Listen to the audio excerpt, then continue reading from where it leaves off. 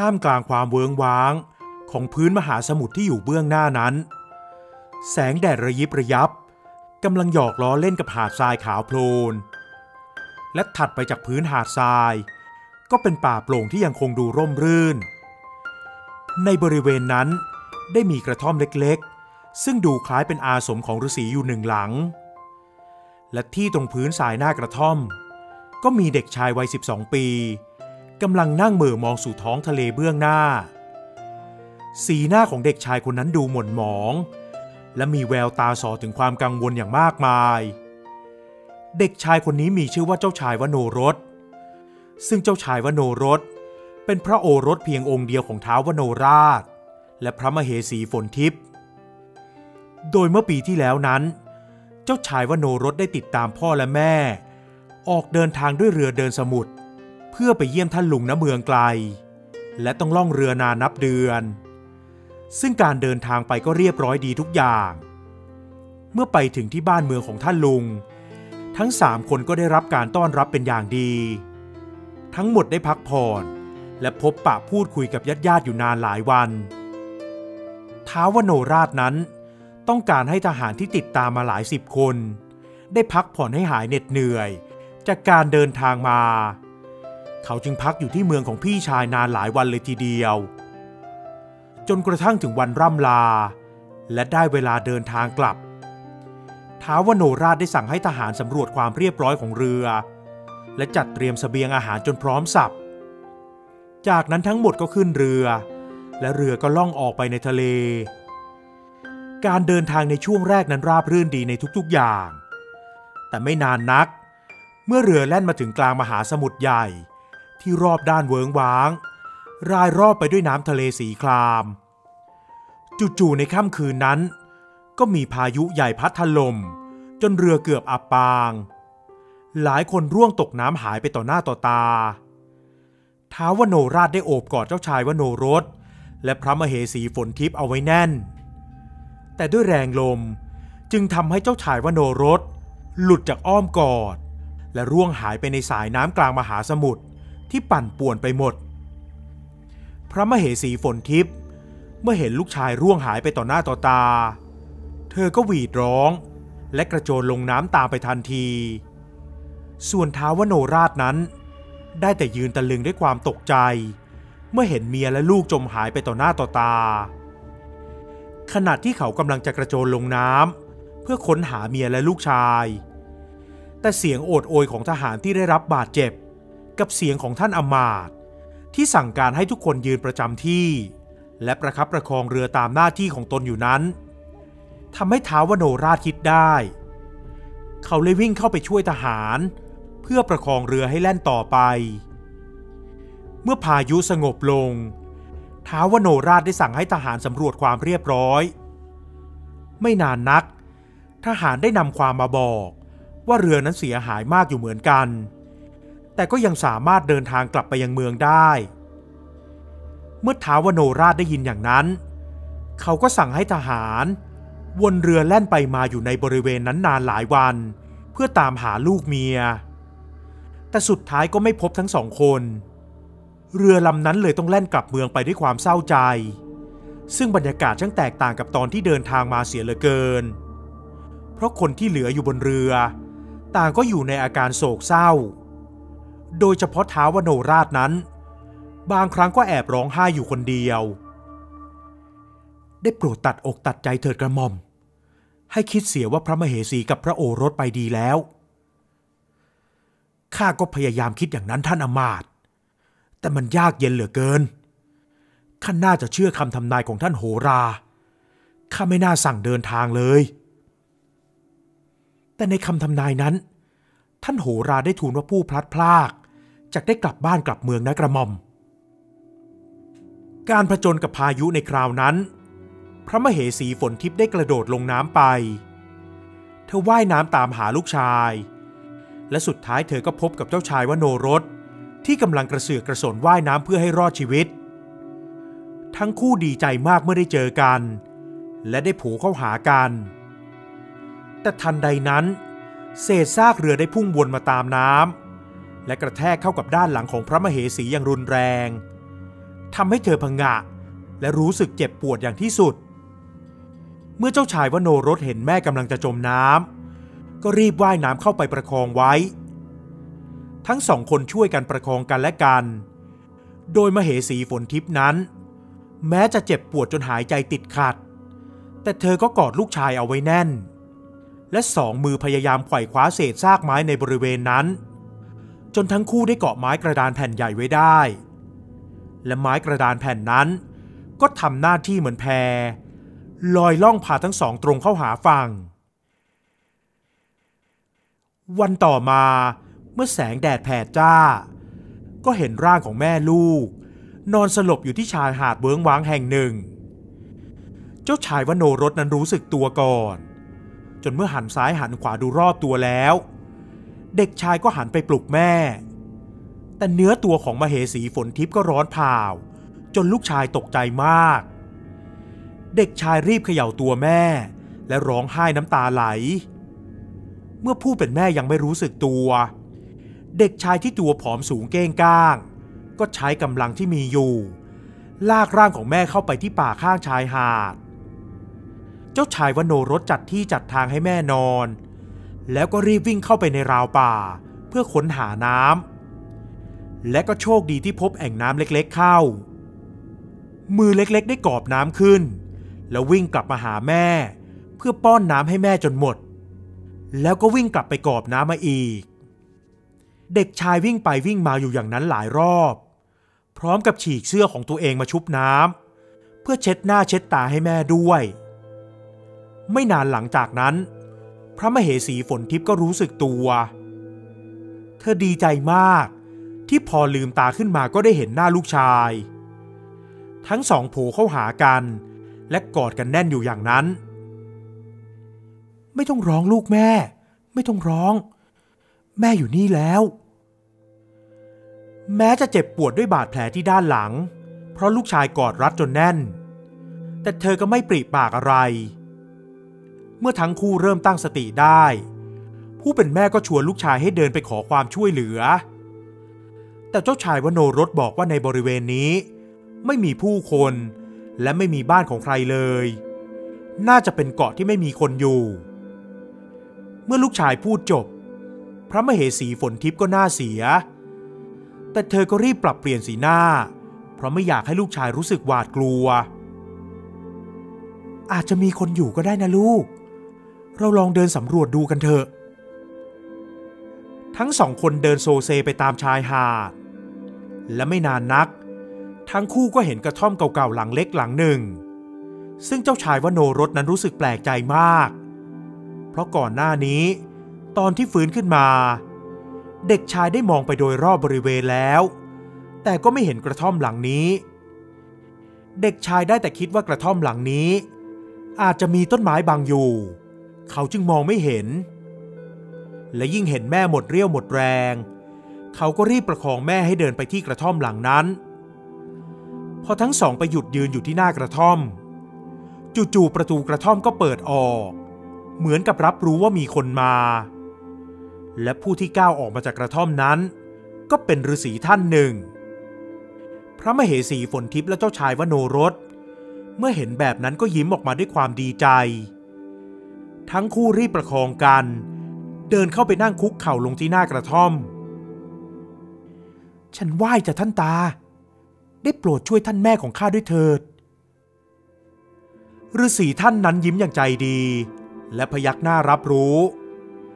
จากนั้นก็ได้บอกให้เจ้าชายวโนรสประคองแม่ไปพักที่ด้านหลังของกระท่อมซึ่งเป็นระเบียงไม้ที่พอหลบแดดหลบฝนได้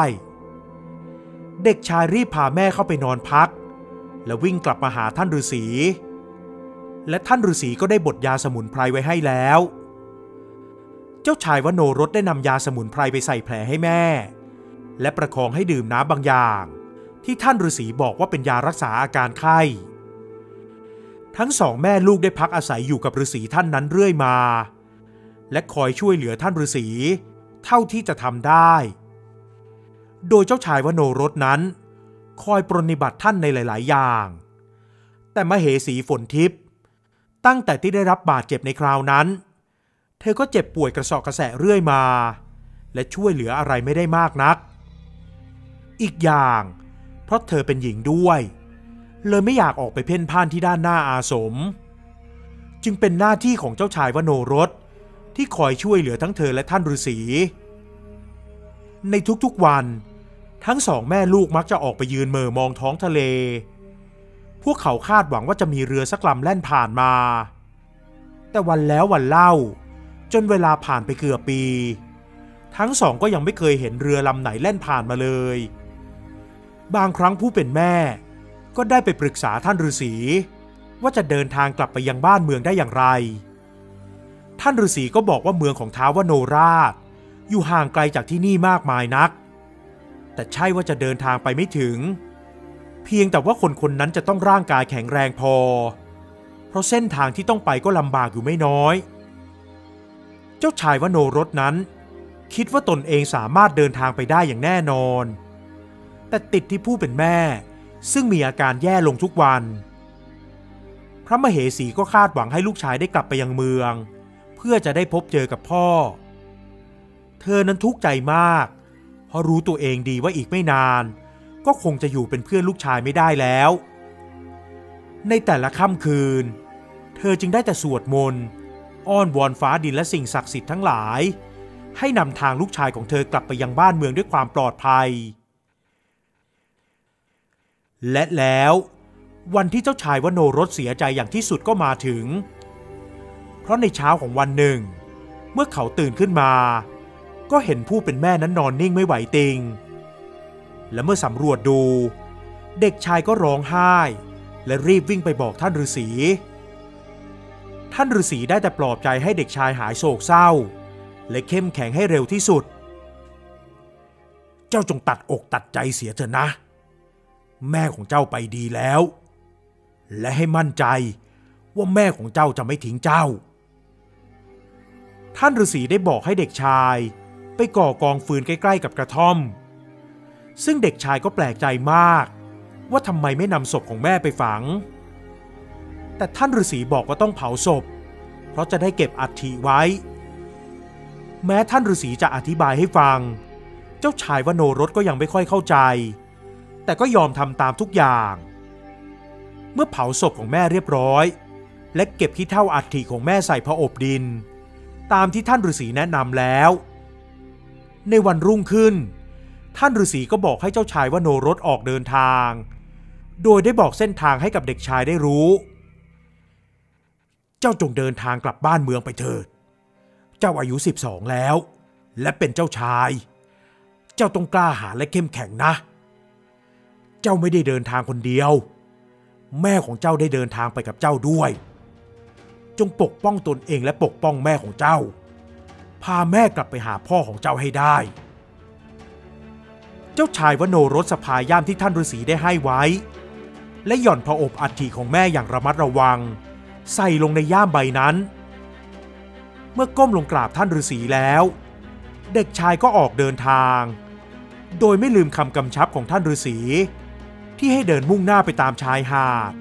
และอย่าหันหลังกลับมามองด้านหลังอย่างเด็ดขาดซึ่งเด็กชายก็ทำตามจนเมื่อเดินหายลับไปตามโค้งของริมหาดและท่านฤาษีที่ยืนมองอยู่ที่กระท่อมก็ถอนหายใจออกมาร่างนั้นจึงค่อยๆเลือนหายไปพร้อมกับกระท่อมหลังนั้นที่กลายเป็นกระท่อมเก่าผุพังซึ่งความเป็นจริงในบริเวณนั้นไม่ได้มีใครอาศัยอยู่เลยฤาษีท่านนั้นเคยบำเพ็ญศีลอยู่ที่กระท่อมริมหาดและได้ละสังขารไปเมื่อหลายสิบปีแล้วแต่ด้วยบุญบารมีของเจ้าชายวโนรสจึงทำให้ท่านได้จำแรงตนขึ้นมาเพื่อช่วยเหลือพอสิ้นบุญของพระมเหสีฝนทิพย์ก็เป็นเวลาของเจ้าชายวโนรสที่จะต้องเดินทางกลับสู่บ้านเมืองและหมดเวลาของฤาษีท่านนั้นเช่นเดียวกันฝ่ายเจ้าชายวโนรสนั้นหลังจากเดินลับหายไปเด็กชายทั้งหวาดกลัวทั้งไม่มั่นใจใจหนึ่งก็อยากจะเดินทางกลับไปเจอพ่อแต่อีกใจหนึ่งก็หวาดกลัวตามประสาเด็กชายที่ยังไม่โตนักเขาอยากจะหันกลับไปหาท่านฤาษีอีกครั้งและในขณะที่กำลังใจเริ่มคลอนแคลนเด็กชายก็หยิบผอบอัฐิของแม่มากอดไว้และร้องไห้น้ำตาไหลพร้อมกับพูดจากับผอบนั้น เขาอธิษฐานบอกฟ้าดินตามที่แม่ได้เคยสั่งสอนไว้เด็กชายลืมตาขึ้นพร้อมกับใบหน้าที่เปื้อนไปด้วยน้ำตาแต่จิตใจนั้นกลับเข้มแข็งขึ้นและร่างกายก็ได้สัมผัสกับลมเย็นที่พัดผ่านถึงแม้จะเป็นสายลมแผ่วๆแต่กลับให้ความอบอุ่นใจอย่างน่าประหลาดเจ้าชายวโนรสจึงยิ้มออกมาทั้งน้ำตาท่านแม่ไปกับลูกนะโปรดนำทางลูกปกป้องคุ้มครองให้ลูกปลอดภัยด้วยเถิดลูกจะพาท่านแม่กลับไปหาท่านพ่อให้ได้และสายลมเย็นก็พัดมาอีกครั้งพร้อมกับเด็กชายที่รู้สึกเข้มแข็งขึ้นเมื่อเก็บผอบอัฐิของแม่ใส่ย่ามแล้วเท้าที่ไม่ใหญ่มากนักก็ก้าวเดินอย่างมั่นคงและมั่นใจและตลอดเส้นทางที่เดินนั้นแม้จะเต็มไปด้วยอันตรายในหลายๆอย่างเพราะพื้นที่เป็นหุบเขาและหุบเหวแต่เจ้าชายวโนรสก็ผ่านไปได้ในตอนกลางวันเด็กชายจะออกเดินทางพร้อมกับหาอาหารเป็นพวกผลไม้ป่ามากินพอประทังชีวิตพอตกกลางคืนก็จะหาที่นอนพักผ่อนซึ่งส่วนใหญ่จะเป็นถ้ำหรือจะง่อนผาที่ปลอดภัยจากเหล่าสัตว์ร้ายและในทุกค่ำคืนเด็กชายจะนอนกอดผอบไว้แนบอกเจ้าชายวโนรสเดินทางอย่างไม่ย่อท้อวันแล้ววันเล่าจนเท้าเริ่มบวมปูดและจำไม่ได้ว่าผ่านไปกี่วันแล้วซึ่งเด็กชายก็นับไม่ไหวแต่จิตใจก็ยังคงมุ่งมั่นก้าวเดินต่อไปข้างหน้าและทุกครั้งที่เหน็ดเหนื่อยจนน้ำตาไหลเจ้าชายวโนรสก็จะกอดผอบร้องไห้และอธิษฐานตลอดเส้นทางนั้นเด็กชายเดินผ่านทั้งชายหาดป่าเขาหุบเหวและสุดท้ายก็เดินไปโผล่ในที่โล่งแห่งหนึ่งซึ่งเขาค่อนข้างจะคุ้นตาแต่ด้วยบุกบั่นเดินทางมานานมากจึงทำให้เขาหมดแรงและเป็นลมล้มลงหมดสติอยู่ตรงนั้นเด็กชายร่างผอมเก้งก้างล้มลงพร้อมทั้งกอดย่ามไว้ด้วยความหวงแหนเจ้าชายวโนรสลืมตาขึ้นมาอีกครั้งในตอนแรกก็คิดว่าตัวเองได้ฝันไปหรือไม่ก็อาจจะตายไปแล้วเพราะเขาลืมตาตื่นขึ้นในห้องนอนของตัวเองที่ได้จากไปนานแล้วเด็กชายได้ยินเสียงเอะอะโวยวายและเสียงฝีเท้าหลายคู่วิ่งกรูกันมาที่ห้องที่เขากำลังนอนอยู่และเห็นผู้เป็นพ่อวิ่งเข้ามาหาด้วยแววตาที่ตื่นเต้นดีใจเจ้าชายวโนรสยิ้มออกมาทั้งน้ำตาและรู้แล้วว่าตนเองนั้นได้กลับมาถึงเมืองแล้วเมื่อหันมองข้างตัวก็เห็นย่ามใบที่สะพายมาตลอดเส้นทางวางอยู่เด็กชายจึงหยิบผอบออกมาและยื่นส่งให้กับผู้เป็นพ่อท้าวโนราชรับไว้ด้วยมือสั่นเทาเพราะพอจะเดาเหตุการณ์ออกไม่เป็นไรไม่เป็นไรเจ้ากล้าหาญมากเจ้าเก่งมากลูกชายของพ่อเจ้าพาแม่กลับมาด้วยขอบใจนะลูกท่านพ่อข้าดีใจที่ทำสำเร็จท่านแม่นำลูกกลับบ้านท่านแม่นำทางลูกมาสองพ่อลูกได้กอดกันด้วยความคิดถึงจากนั้นไม่นานท้าวโนราชก็ได้นำอัฐิของพระมเหสีฝนทิพย์บรรจุในสถูปเจดีย์ที่สวยงามเพื่อเป็นอนุสรณ์ให้กับเขาและลูกชายและเขาก็ไม่เคยคิดจะแต่งงานอีกเลยท้าวโนราชอยู่ดูแลเจ้าชายวโนรสจนเติบใหญ่และแต่งตั้งให้เป็นเจ้าเมืองขึ้นปกครองบ้านเมืองต่อจากเขาเมื่อเจ้าชายวโนรสอายุครบ20 ปี